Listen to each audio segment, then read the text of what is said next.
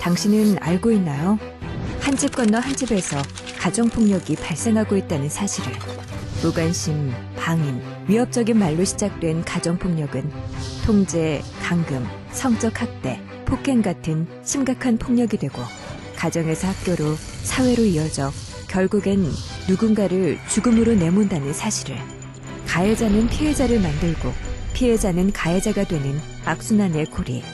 이것이 바로 끊이지 않고 이어지는 폭력의 사이클이라는 것을 알고 있습니까? 이 고리를 끊는 것은 바로 당신의 작은 관심입니다. 당신은 알 수 있습니다. 당신이 관심을 갖는다면 이 모든 폭력을 멈출 수 있습니다. 그리고 그 열쇠가 바로 당신입니다. 가정폭력 예방은 당신의 작은 관심에서 시작됩니다. 눈 감지 마세요. 볼 수 있습니다. 신고하세요. 모두가 행복해집니다. 한 초등학교 3학년 남자아이가 살았어.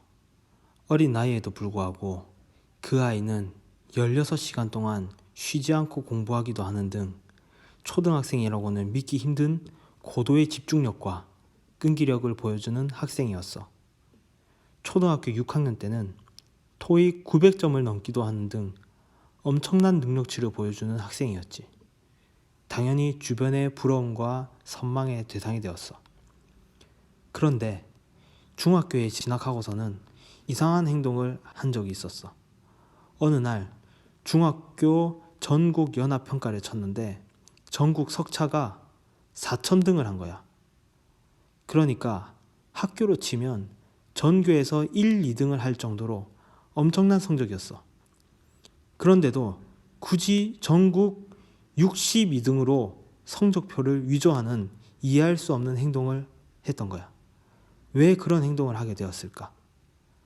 그 이유는 성적으로 압박하는 엄마가 무서웠기 때문이야. 사실 중학교 입학할 쯤에 부모님이 별거를 하시게 되었어. 그 때문에 이 아이는 부모님의 별거 상황에 불안과 스트레스를 받게 되었고 엄마도 이런 상황에 스트레스를 받아서인지 아이에게 서울대 법대에 가라. 다 너 잘 되라고 하는 소리다. 전국 1등을 해야 한다. 라고 강요하였고 성적이 떨어지거나 공부를 하지 않으면 저녁 밥도 안 주고 야구 방망이나 홍두깨로 아들에게 체벌을 가하기도 했어. 엄마는 아들에게 거역할 수 없는 존재가 되려고 하는 것 같았어. 이런 생활이 반복되면서 이 아이는 참을 수 없는 답답함을 느끼며 살아야 했어.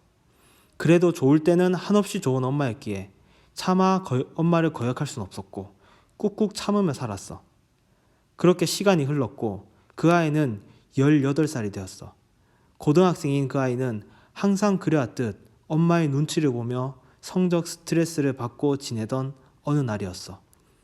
그날도 엄마의 기분이 안 좋은 것 같았어.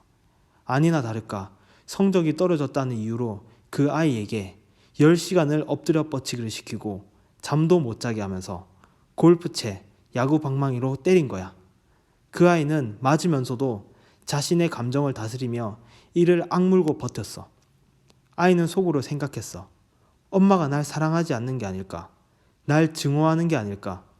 이러다가 엄마가 날 죽이는 게 아닐까?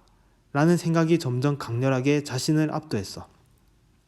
그렇지만 무서운 엄마를 거역할 수는 없었어. 그래도 엄마를 사랑하니까. 엄마와 아들의 지옥 같은 시간이 끝나고 잠자리에 들었어. 하지만 그 아이는 밤새 한숨도 잘 수가 없었어. 그동안에 참았던 분노가 끝없이 떠오르며 몸이 부들부들 떨렸지. 엄마에 대한 증오가 점점 끌어올랐어. 그렇게 긴 시간 동안 분노 속에 몸부림치다가 날이 밝았고 그제서야 진정이 된다고 싶었어. 하지만 그것도 잠시. 엄마의 얼굴을 마주한 순간 다시 밤 사이에 분노가 떠올랐고 다시 심장이 빨라지다가 급기야 분노를 참을 수 없는 지경에 이르렀어. 그 후 이 아이는 절대로 해서는 안 되는, 절대로 있어서도 안 되는 끔찍한 일을 저지르고 말았어. 엄마를 죽이고 만 거야. 이 이야기는 2011년 서울에서 실제 일어났던 정말 비극적인 사건이야. 물론 이 정도로 극단적인 상황은 흔하지 않겠지만 가정폭력이라는 것이 얼마나 심각한 위험이 될 수 있는지 극단적으로 보여주는 사례라고 볼 수가 있겠지. 저런 일이 두 번 다시 일어나지 않도록 오늘 교육을 잘 듣고 어려움 속에서도 지혜롭게 대처하는 방법을 우리 같이 한번 습득해보자. 그럼 저 이야기 상황에서는 누가 잘못한 것일까? 당연히 1차적으로는 아들의 행동은 변명의 여지가 없이 무조건 잘못된 행동이야. 엄마가 나에게 어떤 상처를 줬든 어떤 스트레스를 줬든 저렇게 반응을 하는 것은 잘못된 행동이야. 그렇다고 아들이 가해자고 엄마가 피해자라고 할 수 있을까? 그것도 아니야. 이건 모두가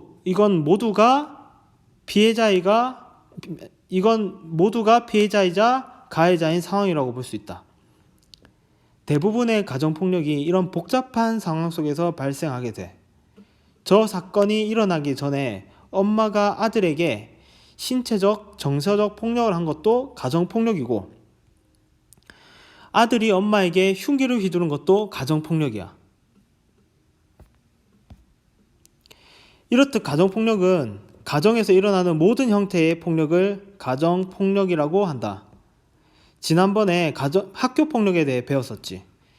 그때 폭력의 종류에는 신체적 폭력, 언어적 폭력, 정서적 폭력, 경제적 폭력, 성적 폭력 이렇게 5가지로 나눌 수 있다고 했지.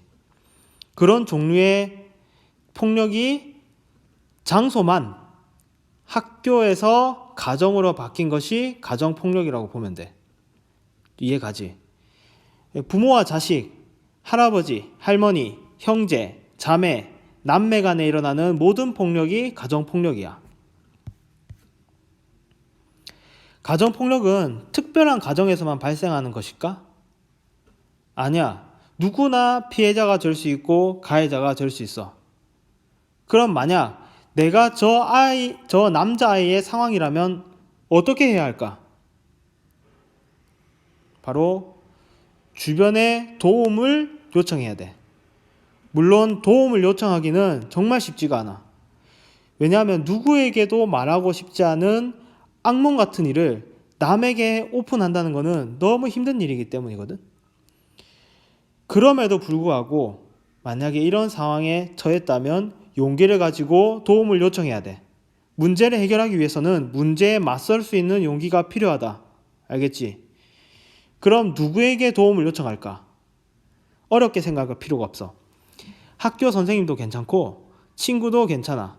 가장 좋은 방법은 지금 여기 화면에 나오듯이 1366 아동보호센터로 연락을 하는 거야. 그럼 이런 의문이 들 수도 있겠지. 혹시 여기로 연락하면 엄마가 알게 돼가지고 자기를 신고했다고 생각해서 오히려 상황이 더 악화되지 않을까 이런 고민을 할 수도 있잖아. 하지만 신고를 해도 신고한 사실은 비밀을 보장을 해줘. 비밀 보장을 해주고 그의 상황에 맞는 필요한 도움을 주기 때문에 그런 걱정을 할 필요가 없어. 그러니까 혹시 너희들이 어려운 상황에 처하게 된다면 고민하지 말고 연락을 하면 돼. 이것이 나와 나의 사랑하는 가족을 지키는 가장 좋은 방법이야. 혹시 주변에서 저런 어려움을 겪는 친구가 보인다면 선생님이나 아동보호센터로 연락해서 이런 상황, 친구의 이런 상황을 어떻게 하면 좋을지 물어봐 주고 상담을 해주는 멋진 친구가 되어주길 바란다. 가족의 행복은 저절로 지켜지는 게 아니야. 너희들도 이제 중학생, 청소년인 만큼 가족의 일원으로서 스스로 행복을 지키기 위해 노력하는 용기를 가지길 바란다. 그럼 이만.